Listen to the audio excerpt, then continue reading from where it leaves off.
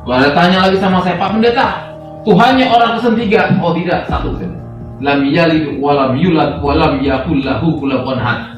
Lam yalid walam yulad walam yakul lahu kufuwan ahad. Lam yalid walam yulad walam yakul lahu kufuwan ahad.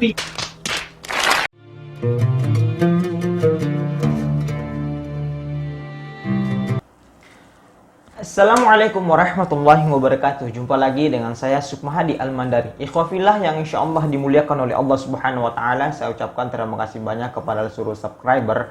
Dan untuk sahabat dakwah yang baru bergabung, jangan lupa tekan tombol like, share, dan subscribe agar selalu mendapatkan konten dakwah terbaru dari kami. Ikhwafillah, di sini ada, sebelumnya saya minta maaf Hari Raya Idul Fitri walaupun terlambat ya. Siapa tahu ada kata yang salah ya. Baik, di sini ada orang yang meminta maaf, ada pendeta ya yang meminta maaf, tapi setelah menghina Islam, menista Al-Quran, yaitu pendeta Yosua Yasin, dan sekarang itu dicari oleh kepolisian ya. Pendeta ini meminta maaf dalam videonya, tapi setelah menghina Al-Quran, mengutip Al-Quran ketika berkhutbah di gereja, menghina Al-Quran. Kita akan buka kembali ya ketika pendeta Yosua menista Al-Quran, menista Islam, lalu dia minta maaf ya. Saya kira sih tidak semudah itu ya, karena proses hukum sudah berjalan di polisi dan sekarang dia jadi buron, sudah kabur ya. Baik, mari kita simak videonya sama-sama ketika pendeta Yosua Yasin ini meminta maaf kemudian menista Islam. Baik. Ya, yang terutama dalam hidup kita harus selalu rukun dan damai kepada siapapun juga ya. Jangan saling mengejek, jangan saling menjelekkan satu dengan yang lain. Ya, jangan pernah kita menjelekkan agama lain ya. Saya sadar bahwa saya ini dipilih oleh Tuhan yang menjadi orang yang diselamatkan, jangan menjelekkan agama-agama yang lama. Karena agama itu tidak pantas untuk diperdebatkan.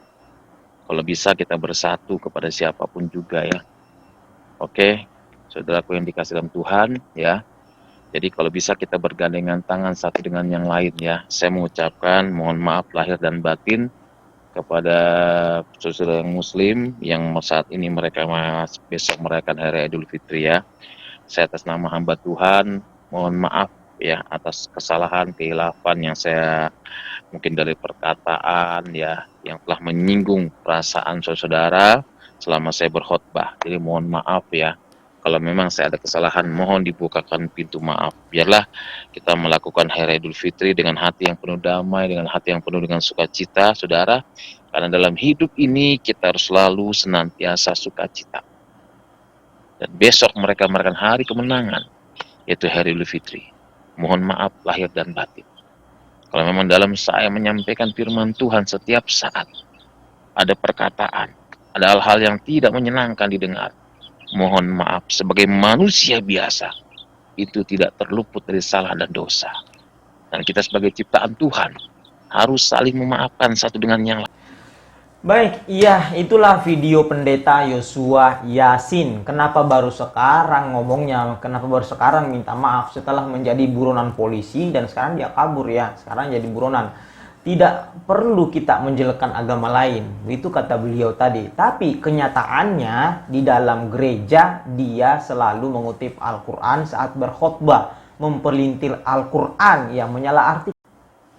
Mempelintir Al-Quran, mentafsirkan yang beda, aneh Al-Quran. Ternyata beliau juga ini dalam pengakuannya, beberapa video beliau pernah membakar 3 gereja, bukan satu loh, 3 gereja.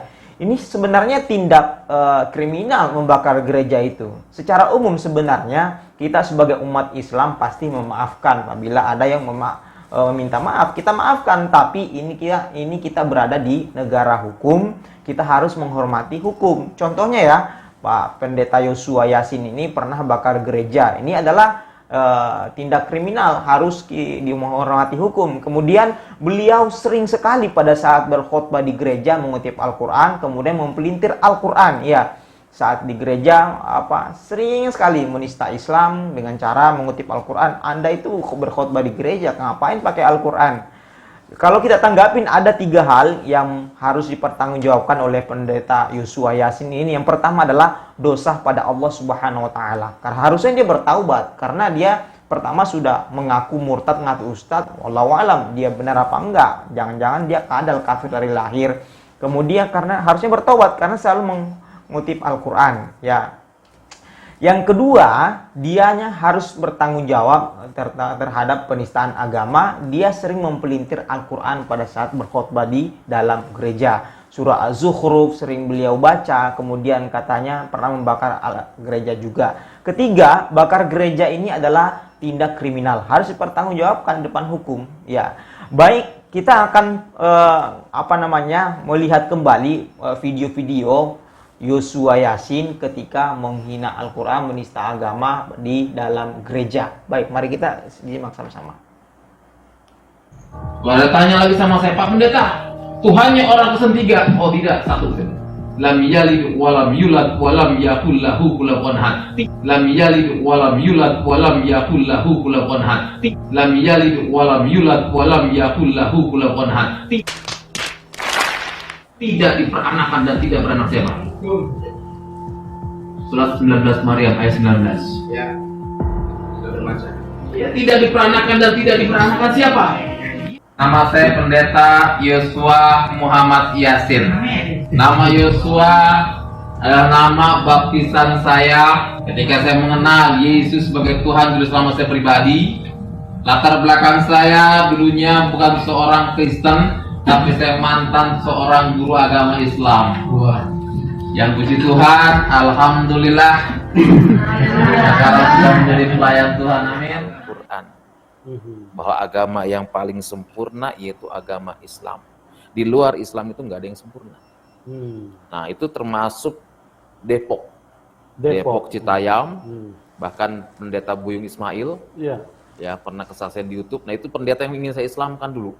Oh, itu Salah Bapak satu- mau Islamkan juga Iya. ya? Oh. Nah, sekarang ketemu sama-sama jadi hamba Tuhan. Nah, itu peristiwa awal mula pembakaran gereja. Oh. Terus kejadiannya bagaimana tuh, Pak? Kejadian gini, kenapa saya bisa bakar gereja kan?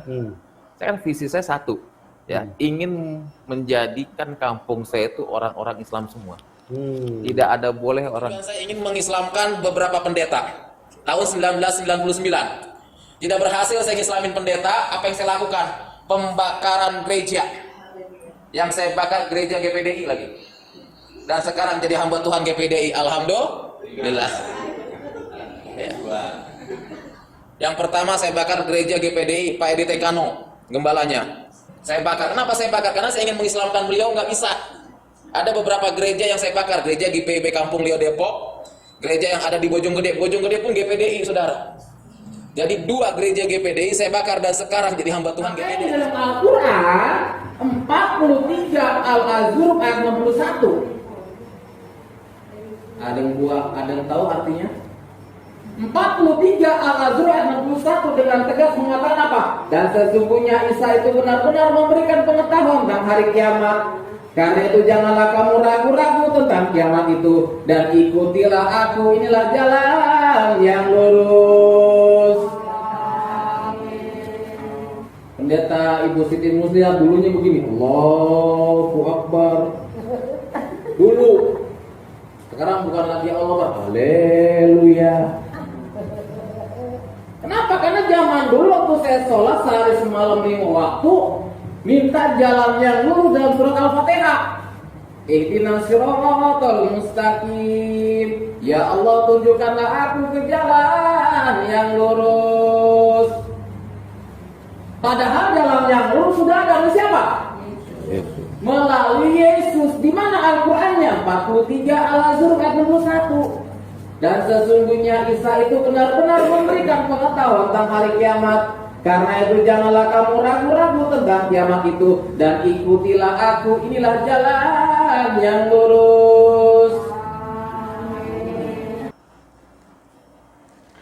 Nah, itulah beberapa video penistaan agama Pendeta Yosua Yasin ya, yang terekam di medsos, sering menista agama Islam ya.